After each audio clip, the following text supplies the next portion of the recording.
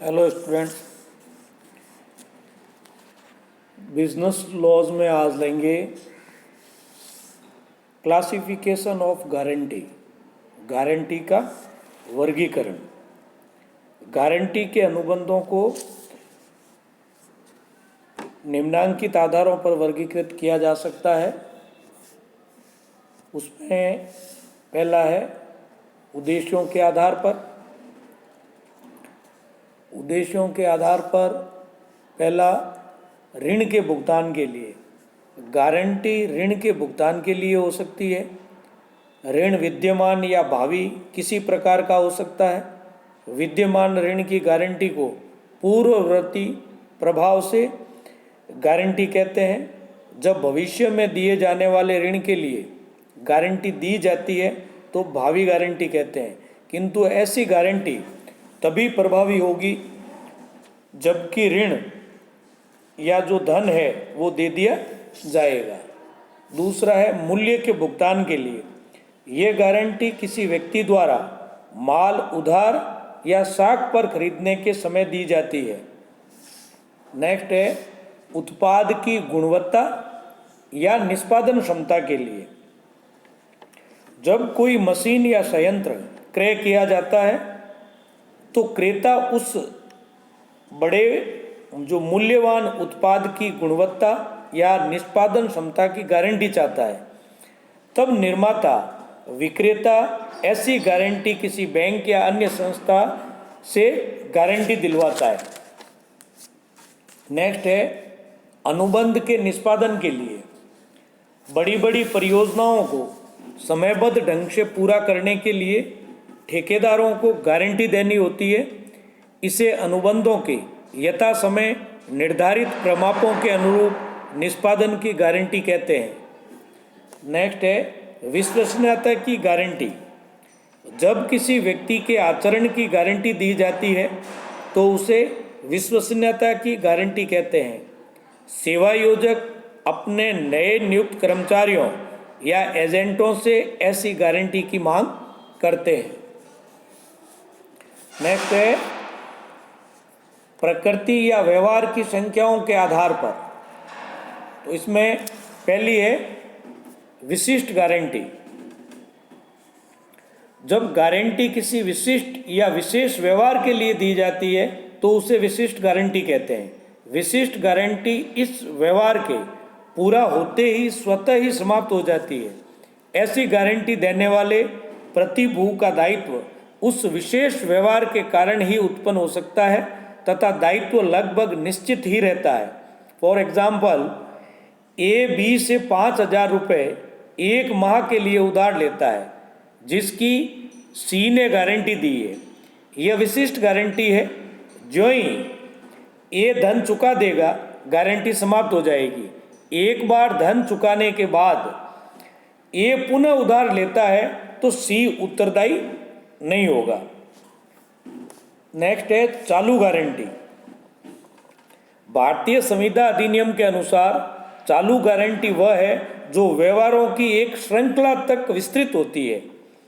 इस प्रकार की चालू गारंटी की दशा में एक प्रतिभू एक निश्चित समय में होने वाले व्यवहारों के प्रति उत्तरदायी होता है।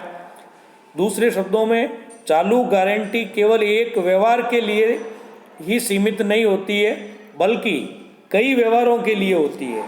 ऐसी गारंटी के अंतर्गत प्रतिभू वह समस्त धनराशि देने के लिए बाध्य होता है जो मूल ऋणी पर वैध रूप से बकाया हो। ऐसी गारंटी देने वाला व्यक्ति चाहे तो गारंटी की अवधि अथवा राशि अथवा दोनों को ही सीमित कर सकता है। फॉर एग्जाम्पल, सी बी से कहता है कि यदि वह ए को अपनी जायदाद का किराया वसूल करने के लिए नियुक्त कर ले तो वह ए द्वारा उचित रूप से किराया वसूल करने तथा भुगतान करने के लिए उसकी 5,000 रुपये की गारंटी देने को तैयार है। या सी बी को ए के लिए चालू गारंटी दे रहा है जिसे धनराशि द्वारा सीमित कर दिया गया। इसी तरह अजय विजय को 50,000 रुपये तक की उस राशि के भुगतान की गारंटी देता है जो उसके यानी विजय के द्वारा संजय को समय समय पर बेचे गए माल का या माल पर जो बकाया रहेगी। विजय संजय को बहुत बड़ी राशि के माल का बार बार विक्रय करता है और 50,000 रुपये से अधिक की राशि बकाया रह जाती है। अजय 50,000 रुपये तक की राशि के लिए ही उत्तरदायी होगा क्योंकि उसने 50,000 रुपये तक चालू गारंटी दी थी। इसी तरह ए बी को 5 कंप्यूटर सेट सी को बेचने पर उनके मूल्य के भुगतान की गारंटी देता है। गारंटी अनुबंध के अधीन बी द्वारा मूल्य का भुगतान 2 महीने में नहीं करने पर ए को करना होगा। बी कुछ ही दिनों में उनके मूल्य का भुगतान कर देता है। तत्पश्चात सी बी को 5 कंप्यूटर सेट फिर उधार बेच देता है जिनका भुगतान वह नहीं कर पाता है। बी ए से गारंटी अनुबंध के अधीन भुगतान की मांग करता है। ए उनका मूल्य चुकाने के लिए उत्तरदायी नहीं है क्योंकि उसने विशिष्ट गारंटी दी थी, न कि चालू गारंटी, जिसके अधीन पहले सौदे के मूल्य का भुगतान कर दिया गया था। भारत के उच्चतम न्यायालय द्वारा पंजाब नेशनल बैंक बनाम श्री विक्रम कॉटन मिल्स के मामले में ये कहा गया कि यदि कंपनी के प्रबंध अभिकर्ता ने बैंक के पक्ष में यह लिखकर दिया है कि वह कंपनी की ओर से बैंक को देय धनराशि के लिए बैंक की मांग पर स्वयं उत्तरदायी होगा तो यह चालू गारंटी कही जाएगी।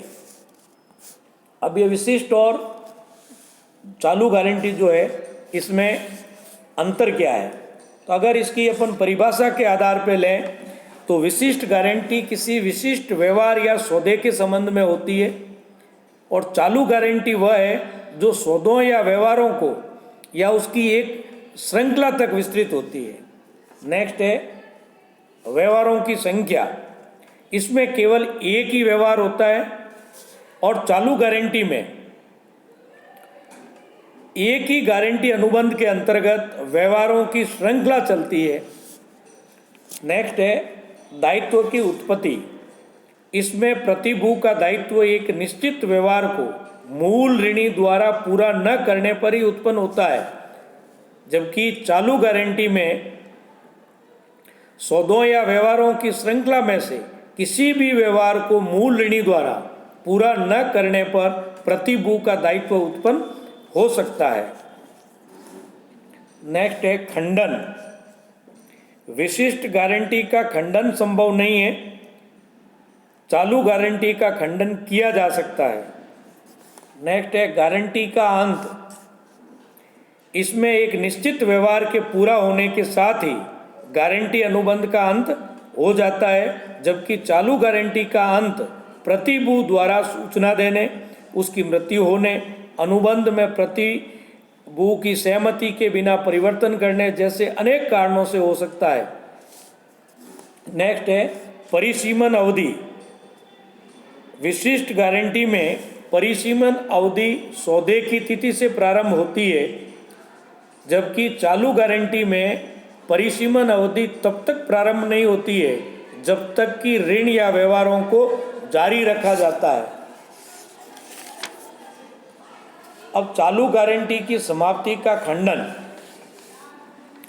प्रतिभू चालू गारंटी को निम्नांकित में से किसी भी विधि से खंडित या समाप्त कर सकता है। सूचना द्वारा।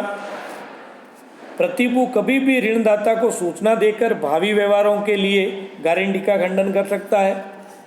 मृत्यु द्वारा।